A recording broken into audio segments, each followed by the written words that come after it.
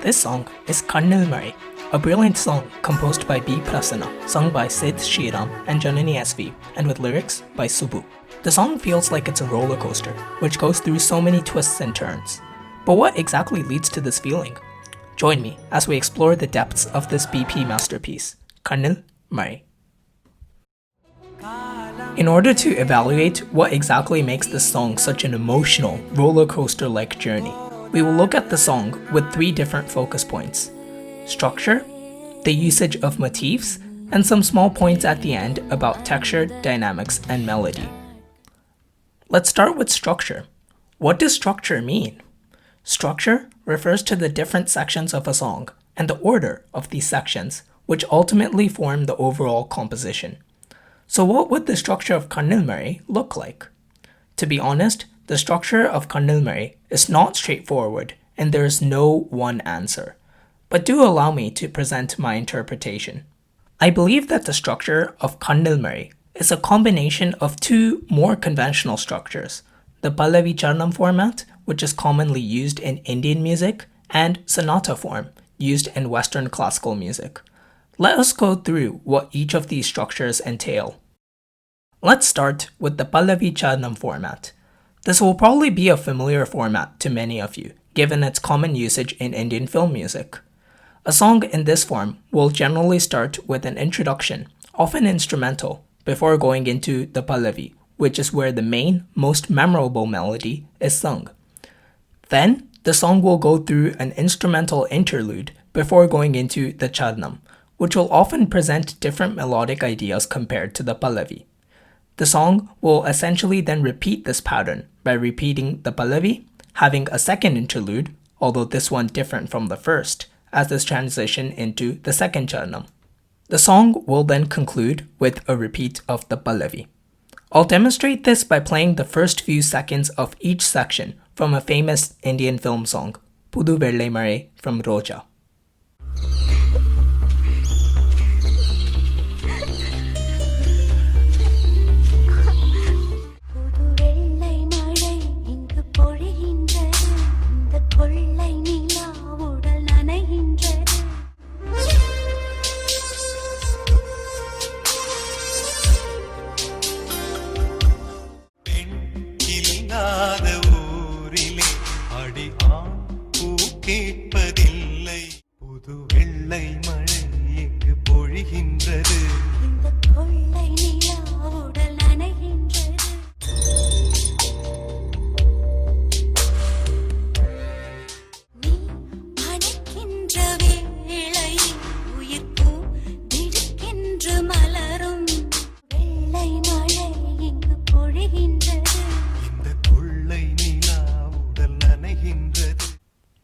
Now, let's look at sonata form. Sonata form was used in Western classical music, most often with voiceless orchestral tracks. The sonata structure has three distinct sections: the exposition, the development, and the recapitulation. The exposition will generally contain two primary melodies, called subjects, and will have transitions that tie these two subjects together in order to make it sound as one section, the full exposition. The two subjects in the exposition will often be in different keys too, but the transition allows the key change to flow seamlessly. The exposition will then conclude with a mini ending called a coda. The second section, the development, will take a melodic idea, usually one of the subjects, and build on it, often in a new key too. The melodic idea, or subject, will be the foundation of the development, but then the composer will go off on their own route and explore. This often builds tension as the composer takes the song away from its comfort zone. This tension will then be resolved with the recapitulation, which will bring back the familiar subjects from the exposition. Except this time, the subjects won't be played in different keys, but rather the same key. The song will then end with something called a coda, which will be a small part just to finish off the song. I'll demonstrate this structure by playing the first few seconds of each section from a famous sonata, Symphony 94, Movement 1 by composer Haydn.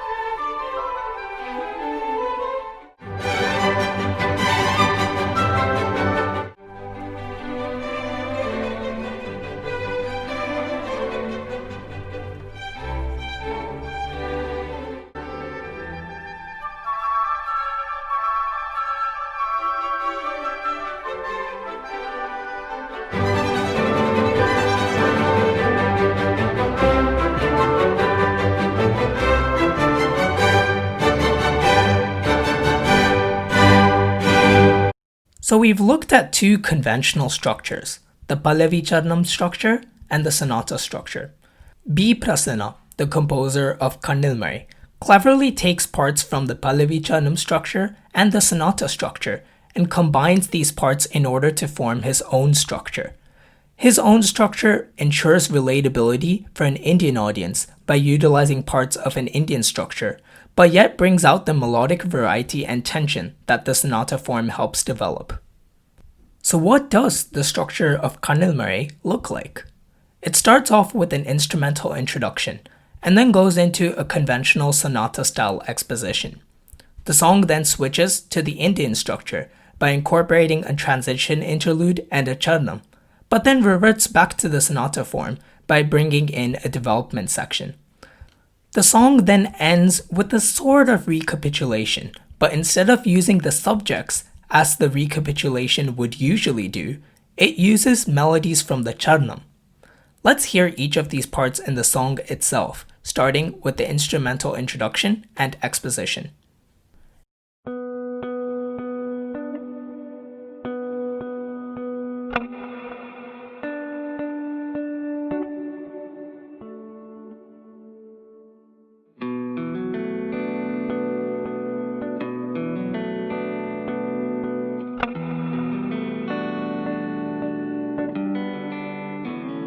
Kannil Mazhai நெஞ்சில் இடி மின்னல் எழ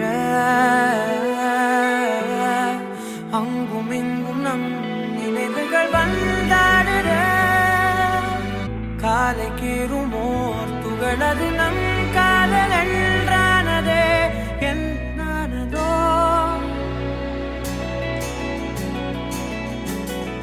பொய்யானதே மெய்யானதே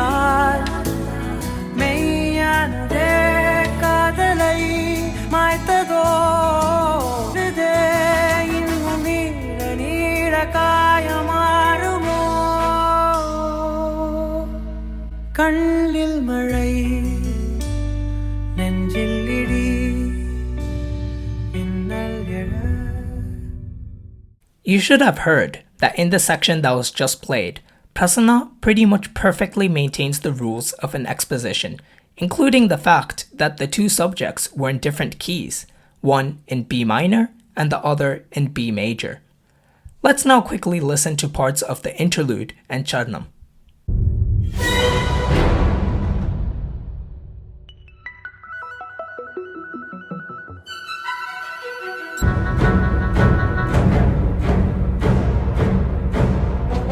காலம் நேரம் ஈரம் ஏதும் போதாது அந்நாடிலே கண்ணாடிலே கல்வீசினோ துண்டானதோ.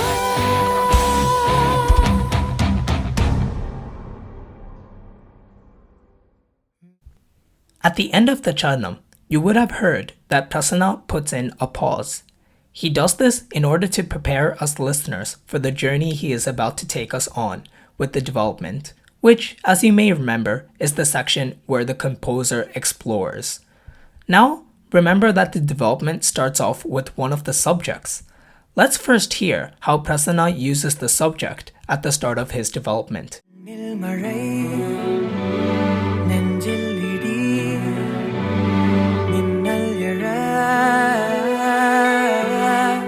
அங்கும் இங்கும் நம் நினைவுகள் வந்தாடுற மெய்யானது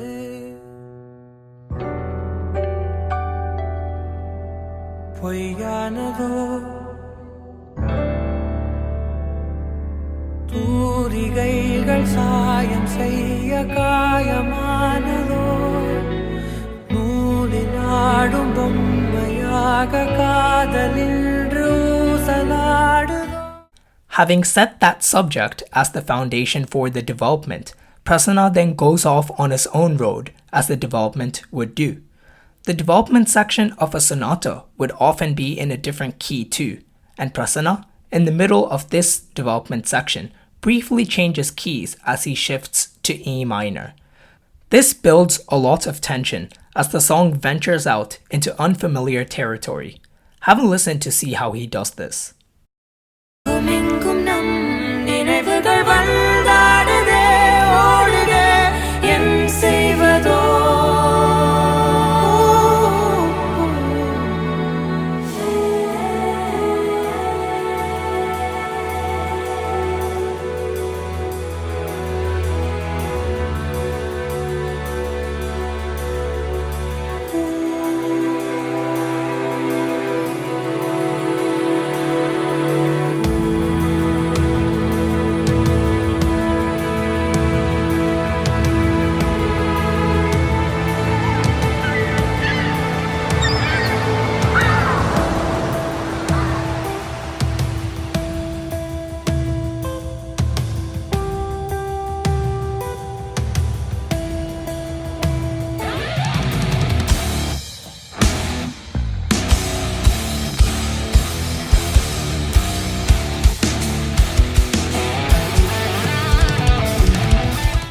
Then, to start to conclude the song and diffuse the tension, while a regular sonata would repeat the subjects in its recapitulation, Prasanna instead revisits the melodies in the charnam. Let's first hear how Prasanna reuses the melody from the charnam while also providing variation by switching the singer's roles.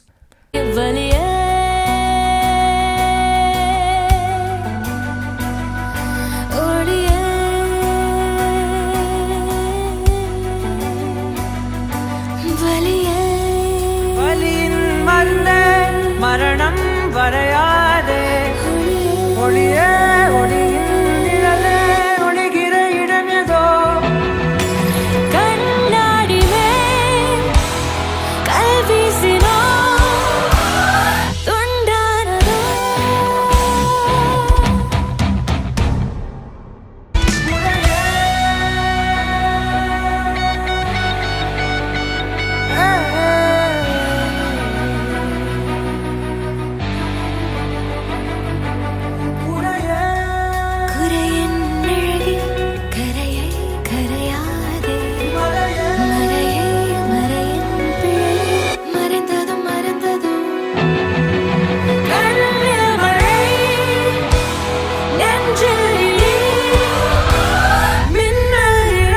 As we have heard the charnam before, it is a familiar ending and thus successfully diffuses a bit of the tension that was built up in the development. Now, before I talk about the coda, remember how I said that the subjects were in two different keys, the first subject in the key of B minor and the second subject in the key of B major. In this ending section though, Prasanna actually never clarifies whether the song ends in B minor or B major. He leaves that up to our own interpretation. In order to understand why this is the case, let us compare the B minor and B major scales. For the sake of simplicity, let's just stick with the first 4 notes of these scales. The main differentiator between the B minor and B major scales is the third note. In B minor, the third note is D, while in B major, the third note is D sharp. If the ending of the song had the note D, then that means that the song would end in B minor, the darker and sadder scale. If the song ends with the note D sharp, then that means the song ends in B major, the brighter and happier scale. With this in mind, let's now hear the coda of this song.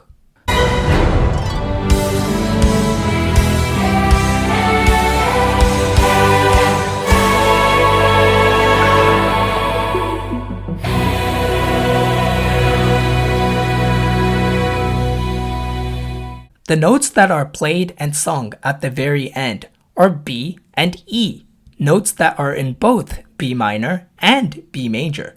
So Prasanna actually never clarifies whether we end on B minor or B major. He leaves that up to us listeners to decide, based on our own interpretations. Minor scales generally sound darker, and major scales generally sound brighter. So based on however we want to feel, we can interpret the ending however we want. So what does this unusual structure help achieve?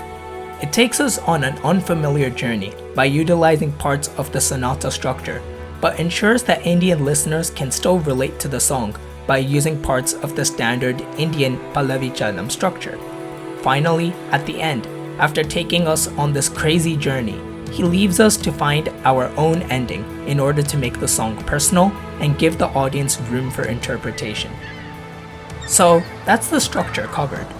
But in such a crazy song, there needs to be some consistency, something that makes sure that us listeners can still relate to the song despite its unconventional structure. How does Prasanna do this? That's where the concept of motifs comes in. Now, what is a motif? A motif is simply a short, recurring, or repetitive musical idea or phrase. You've probably heard of this motif before.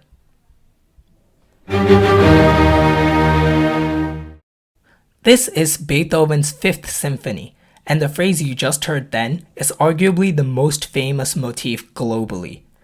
But what exactly is this motif, you may ask? The motif, or musical idea here, is that there are 3 short notes and then 1 long note. Throughout the symphony, Beethoven brings back this motif over and over, even as the song itself goes in different directions. Here are a few examples.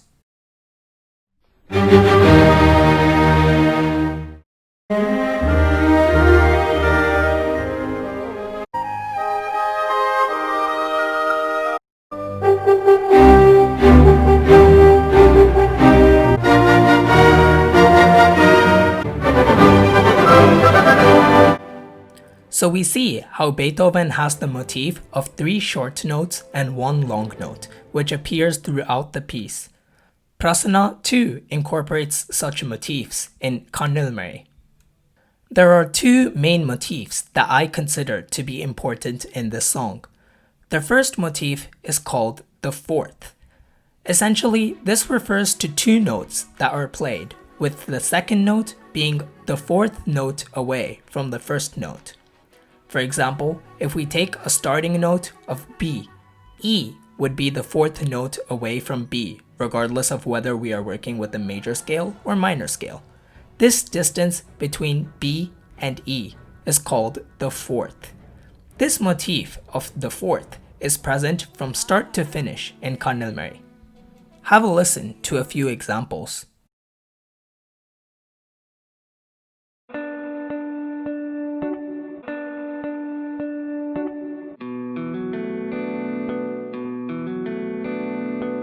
Kannil Mazhai, Kannil Mazhai, valiye, valiye, kannadi mein, meyyanadu, meyyanadu. Kannil Mazhai.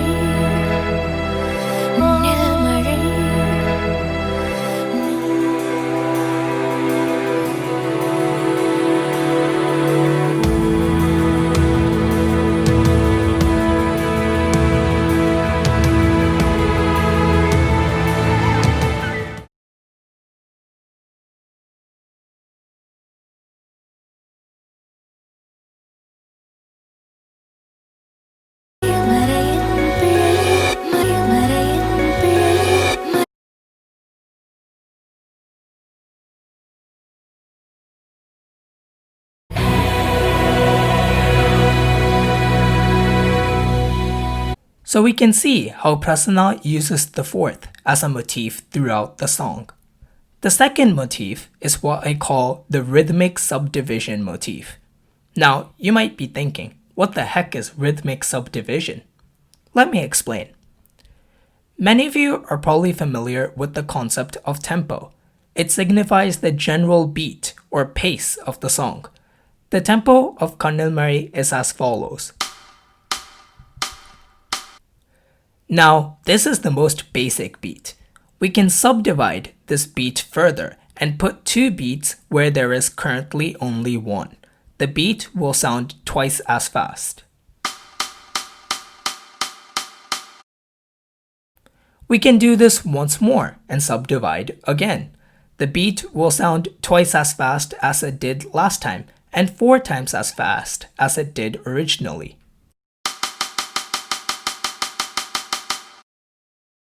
So now we have 16 beats. With these 16 beats, we can actually group them however we choose. Our instinct would be to group them in 4 groups of 4 because this subdivision is the most even. But doing just that would be a bit boring, right? So with these 16 beats, we can group them in other ways too. For example, we can group it as 5-5-3-3. Or say 4-4-3-2-3. Basically, any combination we like. Prasanna uses a specific rhythmic subdivision motif, which has a subdivision of 4-3-3-3-3. Which, as expected, adds up to 16. We hear the 4-3-3-3-3 pattern throughout the song on multiple occasions.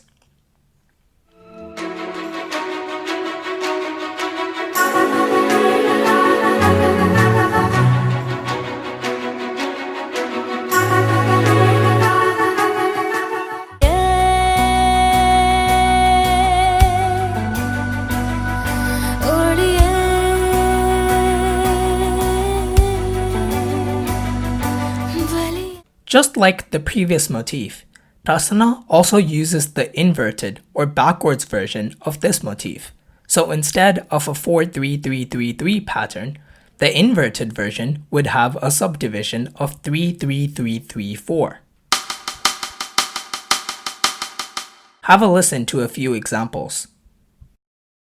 Kalam neram iram yedum.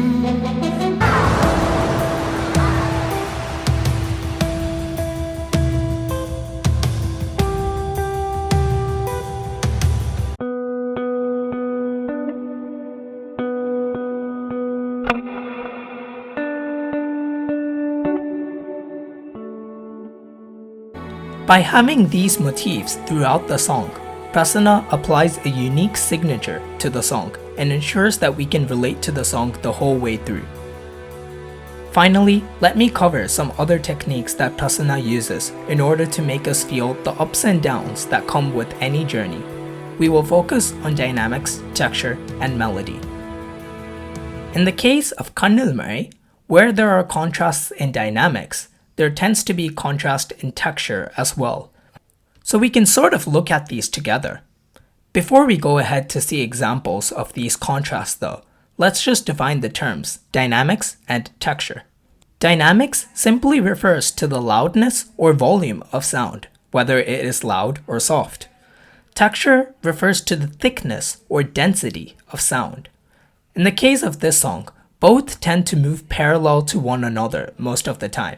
As texture grows, volume tends to go up too, and as the texture gets thinner, the volume seems to come down. This isn't always the case in music at all, but in Kannil Mazhai, it generally seems to be the case. Let's listen to 2 examples.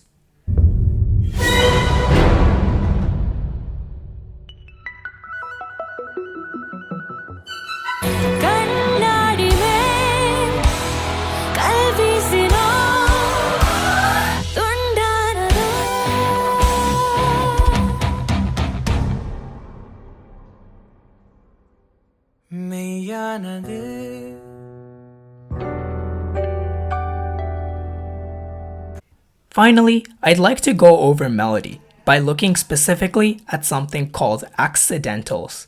Accidentals are notes that are played or sung that are not notes in the scale used. We've established that most of the song is either in B minor or B major, and most notes that are sung as the melody throughout the song fit one of these 2 scales. But there's one notable exception.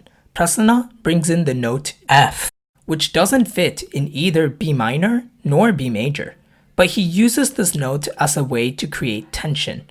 Let's listen to 2 examples where he does this, in both cases right before a climactic moment in the song.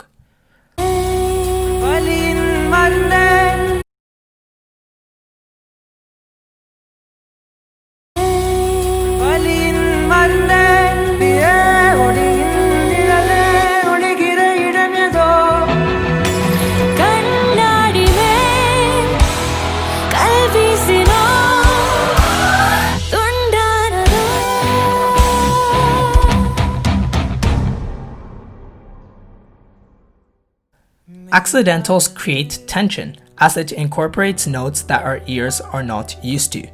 Prasanna, by using accidentals, creates tension leading up to the aforementioned climactic moment.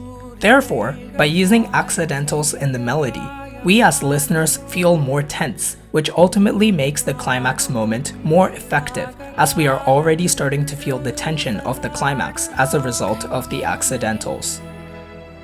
So, that covers all of the sections that I wanted to cover in this analysis.